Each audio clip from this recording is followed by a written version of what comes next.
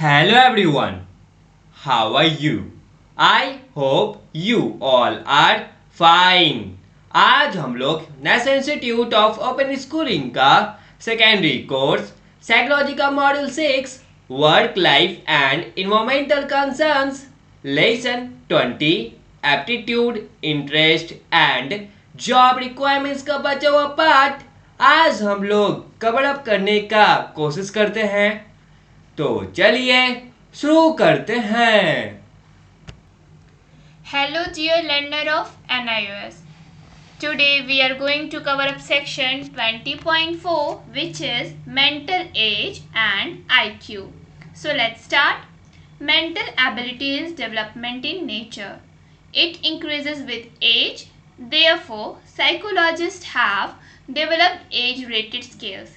Each scale comprises a series of questions which are normally answered correctly by a majority of children of that age. For example, the 5-year-old scale is what most 5-year-olds could pass comfortably as well as all children over 5, but which most 4-year-olds could not. Hence, a child passing the 5-year-old scale would have mental age of 5.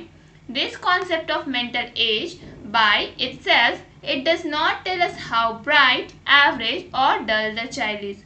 To establish this, we must compare the child's mental age with his actual or chronological age.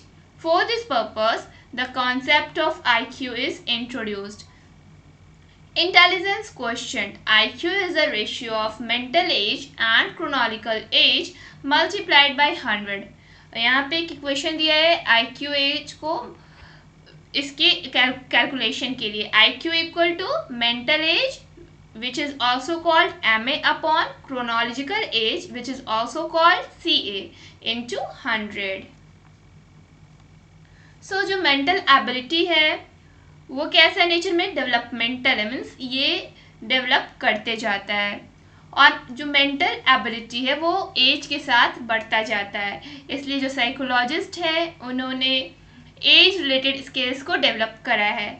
जितने skill हैं वो एक series को comprise करते हैं questions के साथ, जिसमें नॉर्मली जो बच्चे हैं अपने एज ग्रुप के वो उसको करेक्टली आंसर करते हैं। ठीक है, एग्जाम्पल के लिए एक जो 5 वर्षीय बच्चा है वो सिर्फ ही उस क्वेश्चन को पास कर पाएगा कंफर्टेबली, आराम से, और या फिर जो ओवर 5 ईयर्स के हैं, लेकिन जो बच्चा 4 ईयर्स के वो उस क्वेश्चन को पास नहीं कर पाएगा।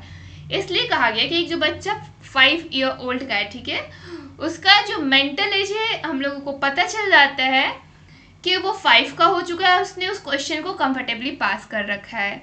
जैसे कि हम लोग कॉन्सेप्ट देख रहे हैं मेंटल एज का, तो ये नहीं बताएगा कि वो जो बच्चा है वो फ्यूचर में कितना ब्राइट होने वाला है या एवरेज होने वाला है या डल होने वाला है। ये इसलिए इसे इस्टेब्लिश किया गया है ताकि हम लोग बच्चों के मेंटल एज को एक्चुअल एज और क्रोनॉलिकल एज से कंपेयर कर सके। इस पर्पस के लिए कॉन्सेप्ट डेवलप करा गया है आईक्यू। आईक्यू को इंटेलिजेंस क्वेश्चन भी बोला जाता है। ये एक ऐसा रेशियो है मेंटल एज का और क्रोनॉलिकल एज का जिसे मल्टीप्लाई किया जाता है 100 से। Okay, it may be noted here that where MA and CA are the same, IQ is 100, which by definition is average. Where MA is greater than CA, IQ is over 100 or above average. And where CA is greater than MA, IQ is below 100 or below average. However, the concept of MA does not apply beyond 18 years since mental ability is usually fully developed by that time. Therefore, the concept of IQ is not meaningful beyond the age of 18 years. The current practice is to create a profile of a person in different types of abilities and tasks instead of one single assessment score. तो ये देखा गया है कि जो MA मतलब mental as और CA मतलब क्रोनॉलिकल एज ये सेम है। IQ जिसका 100 है मतलब कि ये 100 IQ मतलब क्या है कि एक इन्होंने एवरेज फिक्स करा है।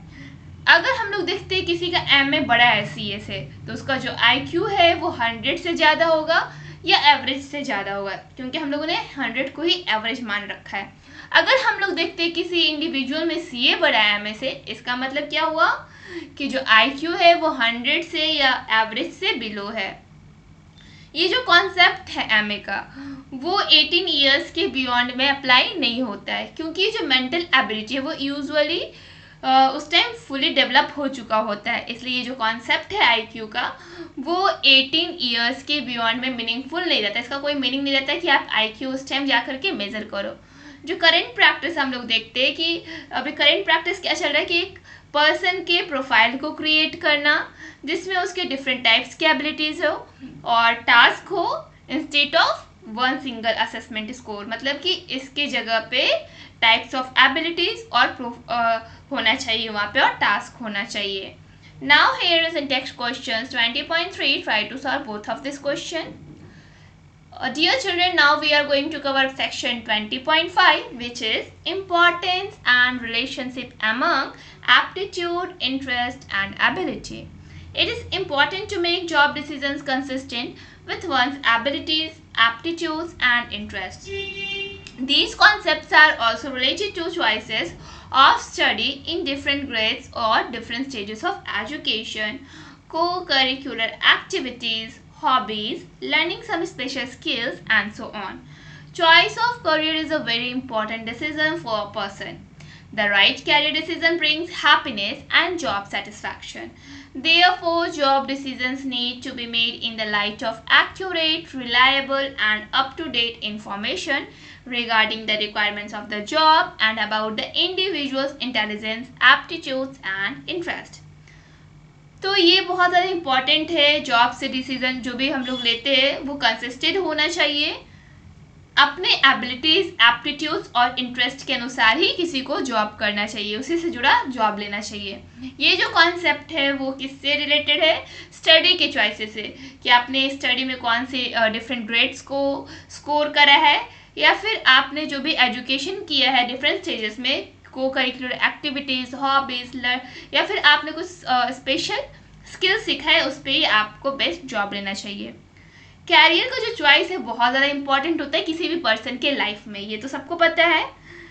तो हम लोगों को क्या करना चाहिए? एक राइट डिसीजन लेकर के हम लोगों को एक राइट करियर को ही चुनना चाहिए, जिससे आपके लाइफ में हैप्पीनेस बना रहे और आपको जॉब सेटिस्फैक्शन भी रहे कि हाँ, मैं ये जब जॉब को परफॉर्म कर रहा हूँ तो मुझे इससे बहुत ज़्यादा सेटिस्फैक्शन है। अदरवाइज फिर जॉब करने का कोई फ़ायदा नहीं है। जो भी आप जॉब डिसीजंस लेते हो वो accurate, reliable and up to date होना चाहिए, कि आप जो भी उसका इंफॉर्मेशन है आप उससे अप टू डेट हो, और जॉब्स में क्या क्या रिक्वायरमेंट्स होना चाहिए वो भी आपको पता होना चाहिए, जैसे कि एक इंडिविजुअल्स का इंटेलिजेंस, उसका एप्टीट्यूड्स और उसका इंटरेस्ट। अगर आपका एक पार्टिकुलर जॉब में इंटरेस्ट, इंटेलिजेंस और एप्टीट्यूड्स आपके सही है तो वो जॉब आपके लिए 100% सक्सेसफुल होने वाला है। वेल, चैप्टर अभी कंप्लीट नहीं हुआ है। नेक्स्ट वीडियो में नेक्स्ट टॉपिक कवर अप होगा। तब तक के लिए इस चैप्टर का इंटेक्स्ट क्वेश्चन बनाने का प्रयास करें और साथ ही साथ इस चैप्टर को पढ़ने और समझने का प्रयास करें। That's all for today. Thank you everyone.